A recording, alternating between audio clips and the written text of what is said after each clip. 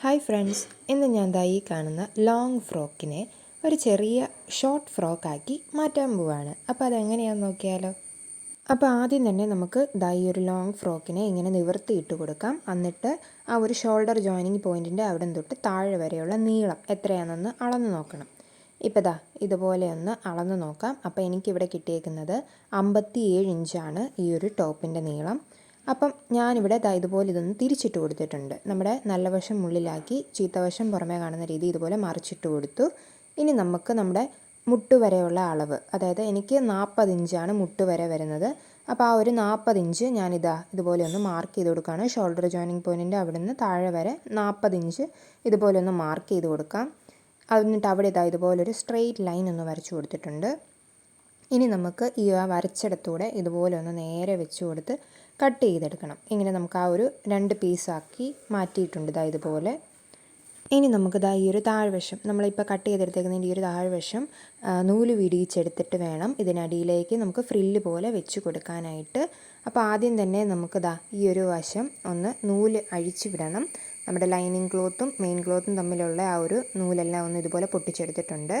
ഇനി നമുക്ക് ഈ ഒരു മെയിൻ ക്ലോത്തിൻ്റെ ഒരെണ്ണം അങ്ങ് എടുക്കാം. 2 പീസിൽ ഒരെണ്ണം എടുത്തിട്ട് ഇതുപോലെ ഒന്ന് മടക്കി കൊടുക്കണം. നമുക്ക് ഇങ്ങനെ നീളത്തിൽ ഫ്രില്ലെടുക്കാനായിട്ടാണ് ഇങ്ങനെ ചെയ്യുന്നത്.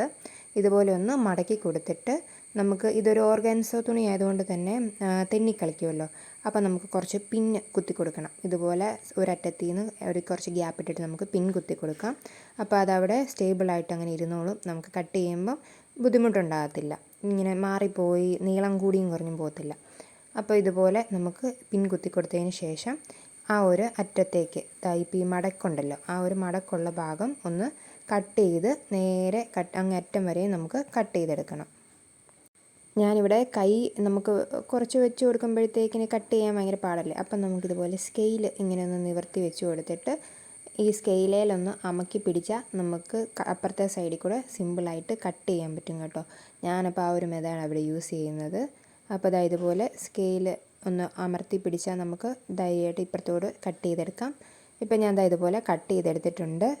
ഇനി നമുക്ക് ഇതേപോലെ തന്നെ നമ്മുടെ മറ്റേ പീസും കൂടെ ഉണ്ടല്ലോ, ഒരെണ്ണം മാറ്റി വെച്ചില്ലേ, ആ ഒരു പീസും കൂടെ കട്ട് ചെയ്തെടുക്കണം. ഇനി നമുക്ക് ഈ ഒരു പീസും കൂടെ കട്ട് ചെയ്തെടുക്കാം. ഇപ്പം ഞാൻ എല്ലാ പീസും ഇതുപോലെ കട്ട് ചെയ്തെടുത്തിട്ടുണ്ട്.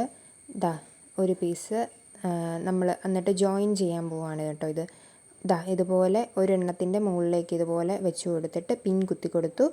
ഇനി അതിൻ്റെ മറ്റേ അറ്റം വന്നിട്ട് അതിൻ്റെ അടുത്ത പീസുമായിട്ട് നമ്മൾ ഇതുപോലെ പിൻ കുത്തി കൊടുത്തിട്ടുണ്ട്. അതായത് കണ്ടിന്യൂസ് നമ്മൾ നല്ല നീളത്തിലുള്ള ഒരു പീസാക്കി എടുക്കാൻ പോവുകയാണിത്.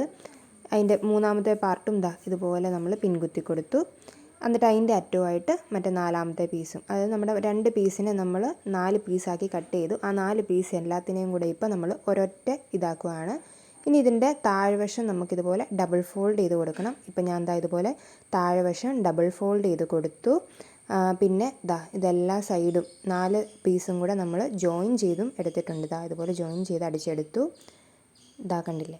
അപ്പോൾ ആ പരിപാടി നമുക്ക് കഴിഞ്ഞു. ഇനി നമുക്ക് ഫ്രില്ല് വെച്ച് കൊടുത്താൽ മതി നമ്മുടെ ആ ഒരു ഫ്രോക്കിന്.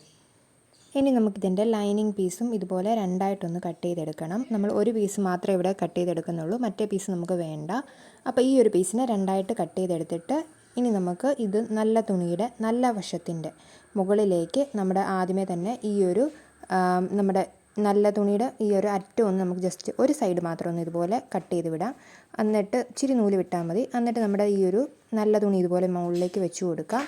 നല്ല വശം കൂടെയാണ് വെച്ച് കൊടുക്കുന്നത്. എന്നിട്ട് ചുരുക്കിട്ട് അടിച്ചെടുക്കണം. അതിന് ശേഷം നമുക്ക് അതിൻ്റെ മുകളിലായിട്ട് നമ്മുടെ ലൈനിങ് പീസും ഇതുപോലെ ലൈനിങ് പീസും ഒന്ന് നേരെ വെച്ച് കൊടുത്തിട്ട് നമുക്ക് അടിച്ചെടുക്കണം. അപ്പോൾ നമ്മൾ ഈ ഒരു ലൈനിങ്ങും കൂടെ വെച്ചടിച്ച് കഴിയുമ്പോഴത്തേക്കിന് നമ്മുടെ ലോങ് ഫ്രോക്ക് ഇതുപോലെ നല്ല അടിപൊളി ഷോർട്ട് ഫ്രോക്കായിട്ട് മാറിയിട്ടുണ്ട്. അപ്പം ഈ ഒരു വീഡിയോ നിങ്ങൾക്ക് ഇഷ്ടമായാൽ എൻ്റെ ചാനൽ ആദ്യമായിട്ട് കാണുന്നവരാണെങ്കിൽ സബ്സ്ക്രൈബ് ചെയ്യുക, കൂട്ടത്തിൽ ഈ വീഡിയോ ലൈക്ക് ചെയ്യുക, മറ്റ് വീഡിയോസൊക്കെ കാണുക. Thank you all for watching. See you in the next video.